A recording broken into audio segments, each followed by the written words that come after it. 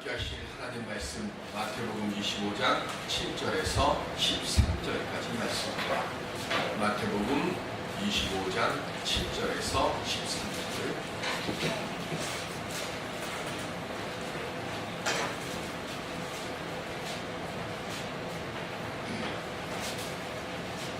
이에 그 처녀들이 다 일어나 등을 준비할세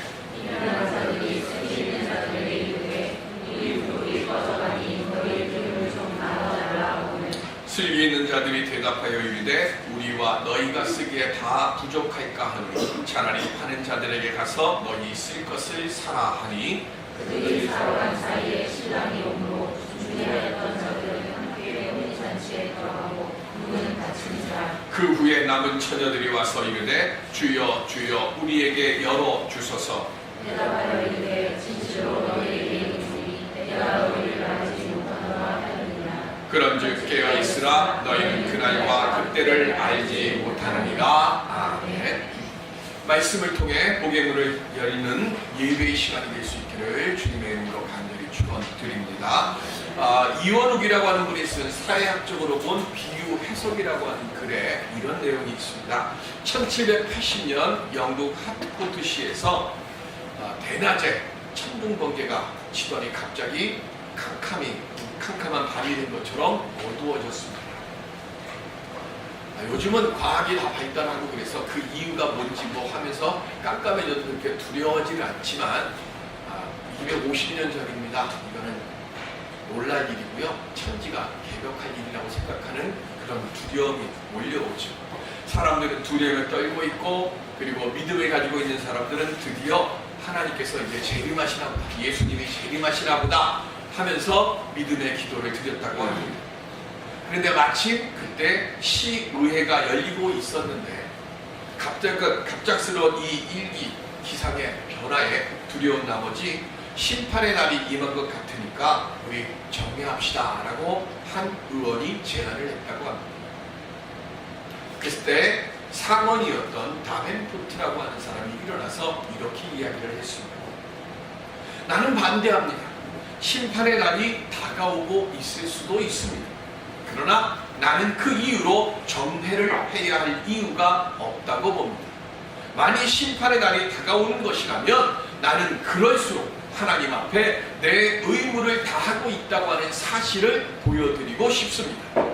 이에 나는 촛불을 켜고라도 계속해서 회의를 진행할 것을 제안하는 바입니다. 어떻게 됐을까요? 만장일치로 촛불을 켜고 회의를 계속하기로 했다고 합니다. 과학이 발달한 오늘날에도 어찌할 수 없는 천재지변이 일어나면 우리는 무력함을 느낄 때가 참 많습니다. 어제도 또 포항에서 여진이 2.0의 여진이 또 있었다고 하죠. 지진이 일어나는 난 뒤에는 이게 지진이라는 걸 알지만 우리는 그 지진 앞에 사실은 아무것도 할 수 있는 능력이 없습니다. 삶의 일들 속에서도 마찬가지입니다. 내가 아무리 잘 준비를 하고 계획을 잘 세워서 어떤 일을 행하려고 그것을 진행한다고 할지라도 내가 예상하지 못하는 어려움들이나 난관들이 꼭 있어요. 그리고 그런 일들 앞에 우리들이 제대로 대처하지 못해서 더 큰 어려움에 빠질 때도 있고 계획한 모든 일들이 다 틀어질 때도 참 많습니다. 그렇게 될 때 우리는 어떻게 해야 할까요? 이런 위기의 순간이 오면 우리는 어떻게 해야 할까요? 믿는 우리들은 세상의 주인이시며 내 삶의 주관자이신 하나님께 내 모든 것을 맡기며 내가 행해야 할 일들을 하나씩 해 나가려고 할 때 분명히 부족한 부분들이 있어요. 분명히 모자란 부분들이 있습니다. 분명히 능력이 안 되는 부분들이 있습니다. 그런데 내가 하나님께 맡기고 그 일들을 행하여 갈 때 하나님께서 부족하고 모자라고 능력이 안 되는 부분들은 채워주시고 그 채워주심을 믿고 나가는 그 믿음의 감만큼 하나님의 돌보심이 우리의 삶 위에 함께 하실 줄로 믿습니다. 이걸 믿고 나가는 사람들이 바로 믿음 안에 온전히 거하는 낮의 사람들의 모습이에요. 그럼 밤의 사람들은 어떨까요? 스스로 두려움에 빠져서 아무것도 해가려 하지 못하고 아무것도 헤쳐가려 가지 않고 스스로 주저앉아 있는 낙심하는 자의 모습이 밤의 사람의 모습입니다. 오늘 우리는 예수님을 오심을 기다리는 두 번째 주일을 지나가고 있습니다. 오늘 우리 주님이 오실 때에 우리가 어떻게 믿음을 준비해서 우리 주님으로부터 잘했다 칭찬 듣는 낮의 사람으로 살아갈 수 있을까요? 오늘 마태복음 24장, 25장은 종말에 관련된 말씀입니다. 24장에 먼저 이렇게 시작합니다. 전쟁과 박해, 그리고 신성 모독과 거짓 메시아, 그리고 요즘 우리 한국에 많이 일어나고 있는 천지의 요동과 함께 인자가 영광 중에 올 것이다 라고 말씀합니다. 그러면서 뭐라고 얘기합니까? 그 날이 언제인지는 알지 못한다. 이게 24장 앞부분이에요. 그리고 24장 후반부서부터 25장까지는 종말이 올 때까지 그러면 예수 믿는 우리들은 어떻게 살아야 하는가를 기록해 놓았습니다. 앞부분의 24장 마지막 부분 첫 번째 이야기는 임박한 재림에 관한 말씀을 기록을 했고, 그리고 오늘 우리가 함께 봉독한 25장, 우리가 열처녀의 비유라고 말하는 이 비유는 종말에 지연되었을 때 그 지연된 종말에 어떻게 준비하며 우리가 살아가야 하는가를 말씀하고 있습니다. 그래서 두 번째 이야기, 모두 네 가지 이야기가 24장, 25장에 기록되어 있는데 그 중에 두 번째 이야기가 오늘 우리가 함께 봉독한 본문의 말씀입니다. 예수님은 이 지연된 종말에 관한 비유를 이스라엘의 결혼 예식의 풍습을 가지고 말씀합니다. 예수님은 결혼 예식의 풍습을 가지고 말씀하신 것이 두 가지가 있어요. 요한복음 14장에 내 아버지 집에는 거할 처소가 많다라고 하는 그 말씀이 뭐냐면, 이스라엘은 결혼을 하게 되면 1년 전에 신랑이 신부 집에 와서 신부에게 정혼을 하고 돌아가서 1년 동안 뭘 하는가 하면 신부를 데리고 가서 살 집을 마련합니다. 예수님도 지금 초림하신 뒤에 승천하시고 나서 뭘 하시는 거예요? 우리를 맞이할, 신랑 되신 예수님이 신부인 우리들을 맞이할 처소를 지금 뭐 하세요? 준비하고 계세요. 근데 그 처소할 곳이 많다 적다? 많다. 그러니까 내가 들어갈 집이 없을 거라는 걱정은 하지 말고, 내가 들어갈 집은 남고도 남으니까. 문제는 예수님이 아무리 우리 들어갈 집을 많이 준비를 했어도 우리가 들어갈 준비가 안 되면 못 들어가잖아요. 그리고 두 번째 비유가 오늘 본문의 말씀이에요. 신부는 먼저 신랑 집에 도착해 있습니다. 그리고 신랑은 아직 도착해 있지 않아요. 자기 집인데 아직 안 왔어요. 집에서는 잔치 준비를 합니다. 신랑이 오기를 기다리는데 잔치 준비를 아무리 오래 해도 신랑이 안 오면 잔치가 시작됩니까? 안 됩니까? 안 됩니다. 그러니까 신랑 오기만을 목이 빼게 기다리는 거예요. 그리고 이 신랑을 신부에게로 인도할 들러리 10명이 등장을 합니다. 그런데 마태는 이 10명을 딱 두 부류의 사람으로 구분을 했어요. 누구하고 누구요? 미련이와 똑똑똑순이로. 그죠? 슬기로운 5처녀, 미련한 5처녀.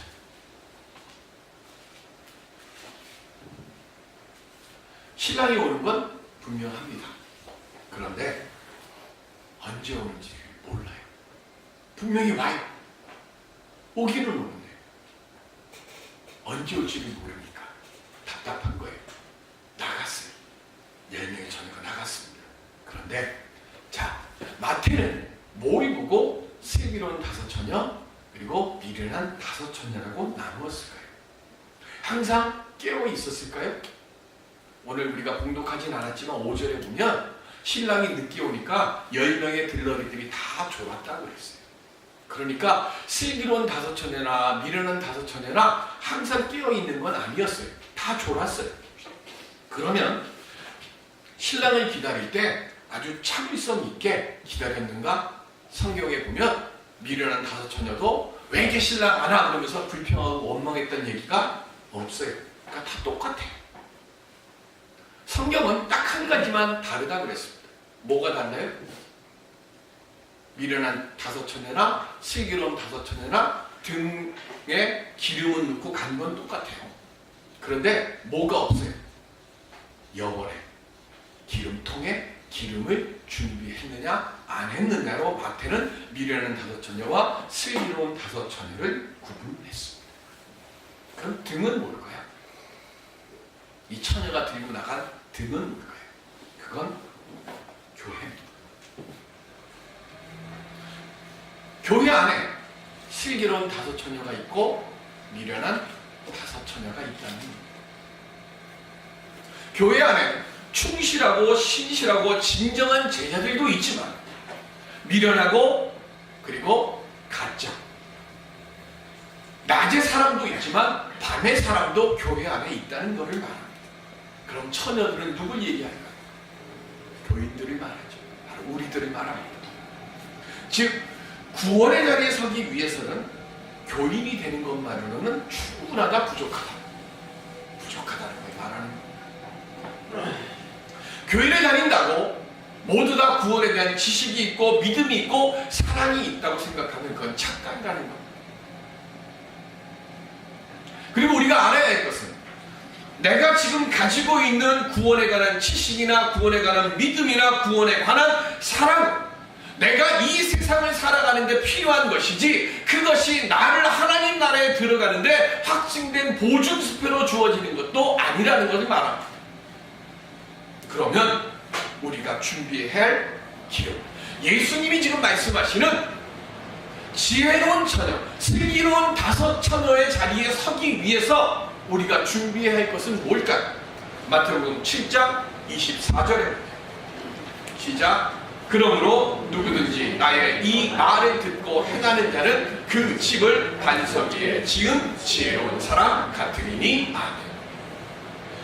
뭘 얘기하는 거예요? 말씀대로 행하며 사는 사람, 이 사람이 기름을 가지고 있는 사람이고 이 사람이 하나님의 은혜 안에 지혜로운 5처녀라고 인정함을 받는 사람들이라는 거예요. 이 슬기로운 5처녀들은 이렇게 기름을 준비했습니다. 신랑이 왔을 때. 그런데 미련한 5처녀들은 뭐라고 얘기합니까? 우리 등불이 꺼져가니까 기름을 좀 나눠달라고 이야기를 합니다. 여러분들, 내가 행한, 말씀대로 행한 그 믿음의 것들을 내가 말씀대로 행하지 않은 사람들에게 나눠주고도 나는 하늘나라에 갈 수 있다고 믿을 만큼 여러분들 기름이 많이 준비되어 있습니까? 저는 제 눈에 그게 안 보이기 때문에 저는 몰라요.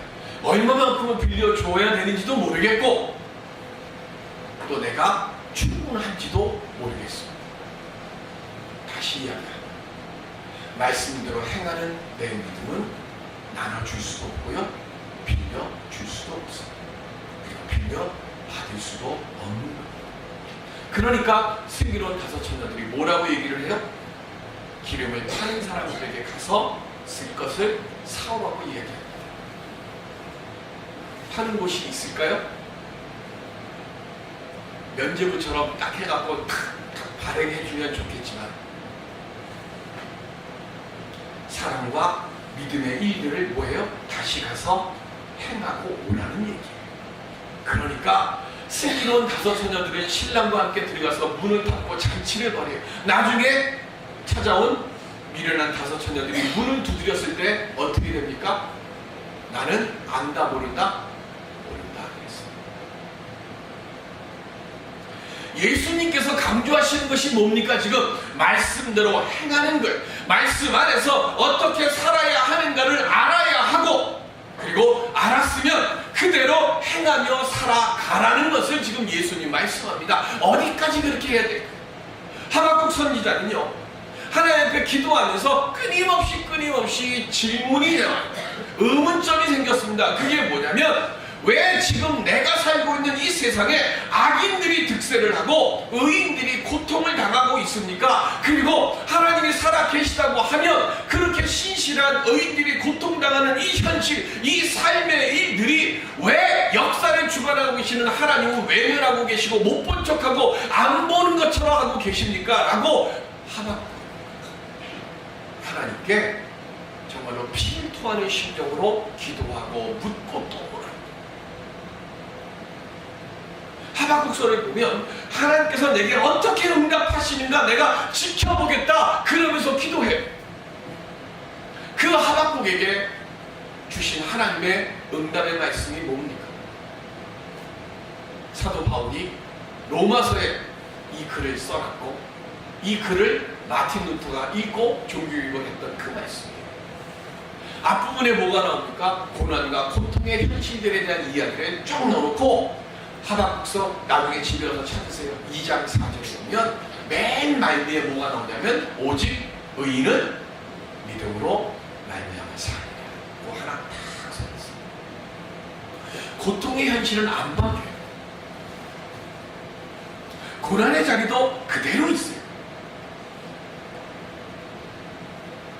그런데 의인은 믿음으로 말미암아 살리라 그 말씀하시면서 뭐라고 얘기하냐면 바로 천지가 개벽하는 일이 일어나냐? 아니에요. 의인들은 의인들의 그 일을 계속 행하라. 악인들은 악인들의 그 일을 계속 행하라 그래. 그러면서 하시는 말씀이 악인들은 그 행함대로 심판을 받을 것이고 의인은 그에 합당한 보응을 받는다라고 말씀하시면서 하박국에게 하나님이 귀한 답을 하나 주세요. 그 답이 뭡니까? 우리가 복음성가에서 많이 부르는 노래예요.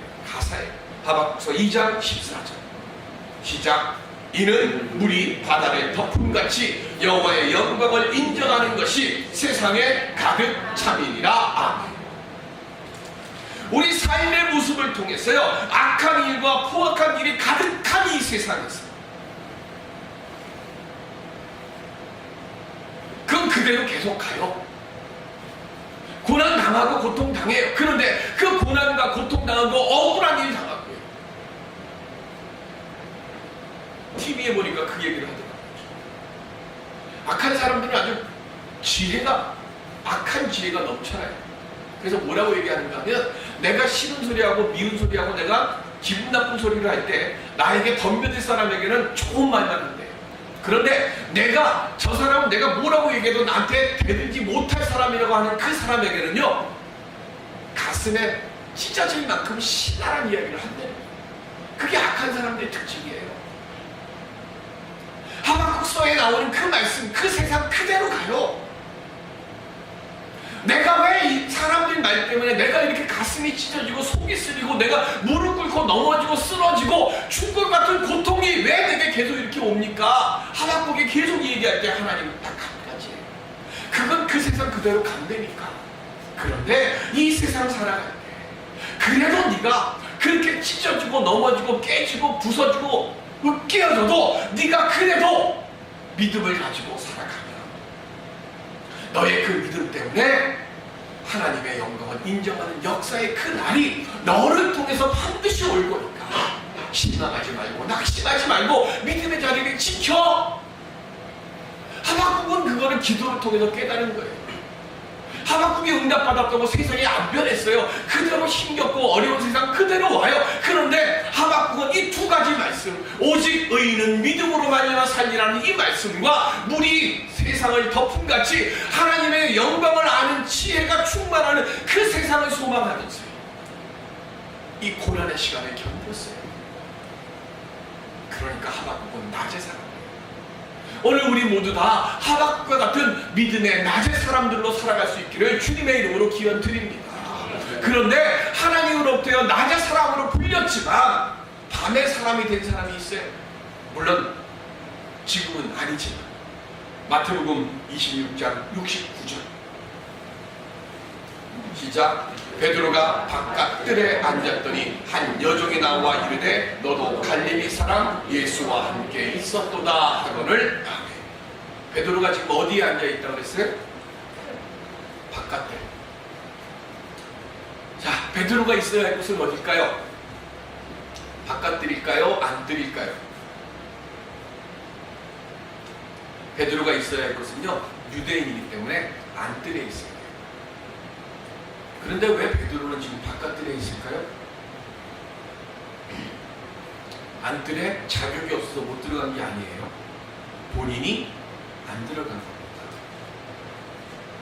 왜 안 들어갔죠? 자신이 3년 동안 모시고 따랐던 예수님이 지금 죄인으로 붙잡혔어요. 그리고 대제사장 가야바의 집에서 지금 뭘 해요? 죄인으로 신문을 받습니다. 요 앞에 무슨 일이 일어났죠? 예수님이 베드로를 대화하는 중에 너희들이 다 나를 버리고 도망가리라 그랬더니 베드로가 뭐라 그래? 죽을지언정 저는 안 그러겠습니다. 그랬더니 예수님이 네가 오늘 닭이 울기 전에 나를 3번 모른다고 부인할 것이다 그랬어요. 그럼 지금 뭐예요? 죽을지언정 나는 안 그러겠습니다라고 하는 그 용기가 여기 발휘가 되어야 되잖아요. 지금이 자기가 큰 소리 뻥뻥 쳤던 그것이 뭐예요? 이게 큰 소리가 아니라 진짜 내 믿음인다를 보여야 되잖아요. 그런데 베드로는 안뜰에 들어가서 이런다! 라고 소리를 쳐야 되는데 안뜰에 들어갈 용기가 나질 않아서 바깥들에 앉아 있습니다. 바깥들은 누가 앉아 있는 곳이냐면 이방인들과 하속들이에요. 종과 노예들이 있는 곳이 바깥들이에요. 믿음으로 치면 낮에 사람들은 안뜰로 가야 되고요. 밤에 사람들이 앉아 있는 곳이 바깥들입니다. 교회 안에 있는 우리들이 있어야 할 것은 교회 안이지 교회 밖이 아니에요.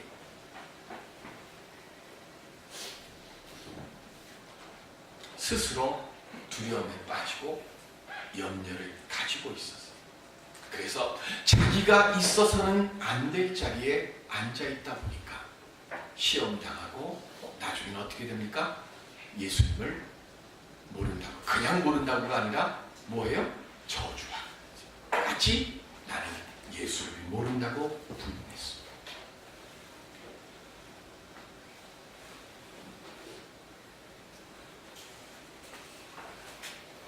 믿음을 가진 우리들은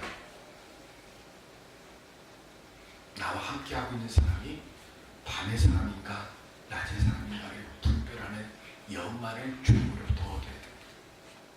그리고 내가 밤의 사람의 자리에 앉아있으면 안 돼. 베드로가 왜 실족했습니까? 있어서는 안 될 자리에 있었고요. 말을 하면 안 되는 사람들과 말을 했기 때문에 실족한 거예요. 오늘 주님이 우리에게 바라시는 게 뭡니까? 마태복음 10장 32절로 33절 시작. 누구든지 사람 앞에서 나를 시인하면 나도 하늘에 계신 내 아버지 앞에서 그를 시인할 것이요 누구든지 사람 앞에서 나를 부인하면 나도 하늘에 계신 내 아버지 앞에서 그를 부인하리라. 아멘. 믿음이 있다고 하면서 우리는 하나님보다는 세상을 먼저 봐요. 사람을 먼저 봐요.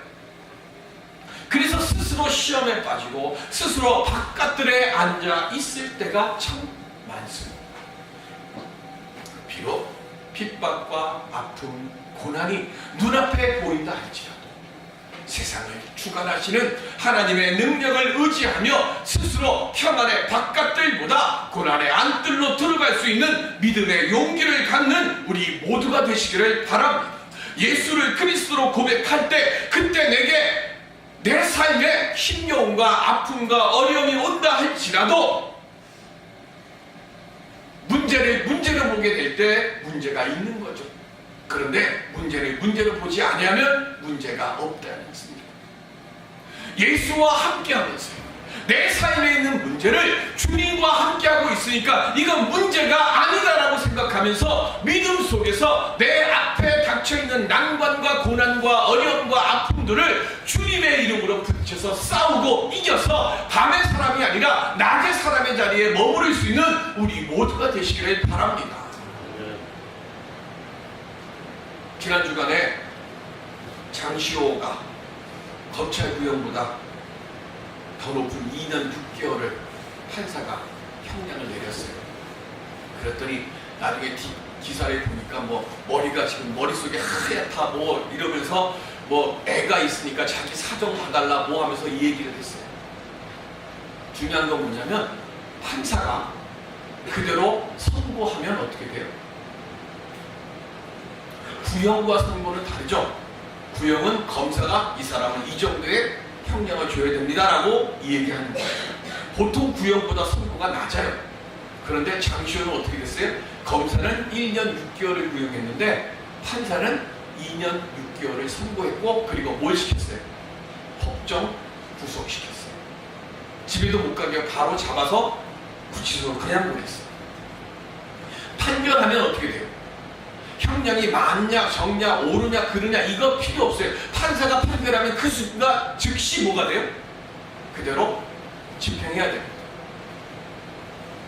하나님께서 목사나 제사장에게도 그 판결권을 주셨어요. 무슨 판결권을 줬을까요? 신명기 21장 5절 시작. 내 자손 제사장들도 그리로 갈지니 그들은 내 하나님 여호와께서 택하사 자기를 섬기게 하시며 또 여호와의 이름으로 축복하게 하신 자라. 모든 소송과 모든 투쟁이 그들의 말대로 판결될 것이니라. 아멘.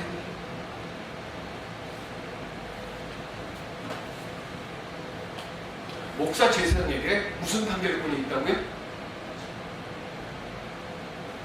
나쁜 거 얘기 빼고 무슨 판결권? 축복의 판결권. 축복의 판결권. 다른 말로 하면 하나님의 종을 감동시키면 축복의 문이 열린다. 한나가 아기를 낳지 못해가지고요 성전에 와서 성막에 와서 기도했잖아요. 그때 엘리가 한나에게 뭐라고 얘기했어요? 근심하지 말고 네 기도대로 될 테니까 돌아가라 그랬어요. 엘리가 능력이 조금만 보니까 하나님이 버리신 거예요. 그 가문이 어떻게 됐어요? 엘리 가문이 멸절이 됐어요. 하나님 앞에서 뭐에 버림받은 사람이에요. 하나님 앞에서 그가 능력이 충만해서 그 말대로 된 게 아니에요. 뭐예요? 하나님이 버린 그 가문의 엘리 제사장 입을 통해서도 하나님 뭘 주셨어요? 축복의 문을 열게 해주셨어요. 사람을 감동시켜도 축복의 문이 열리는데 하나님을 감동시키면 얼마나 더 큰 은혜의 문이 열리지겠습니까? 밤의 사람 되지 마시고 하나님을 감동시키고 목사를 감동시키는 낮의 사람이 되시기를 바랍니다. 목사가 앉아서 누군가를 생각할 때 그 사람을 위해서 하나님께 축복의 문을 열어주셔서 기도할 수 있는 그런 믿음의 사람들이 되시고, 그래서 축복의 말씀이 넘쳐나도록 말씀의 사랑, 사랑의 사람, 그 믿음의 삶을 사는 우리 모두가 되시기를 바랍니다. 그때 우리에게 닫혔던 복의 문이 열리고 예수 그리스도를 온전히 모실 은혜의 문이 열리게 될 줄로 믿습니다. 우리 모두 다 이 은혜의 복된 자리에 놓는 낮의 사람, 기도의 사람, 말씀을 행하는 빛의 사람이 되는 우리 모두가 되시기를 주님의 이름으로 축원드립니다. 기도하겠습니다.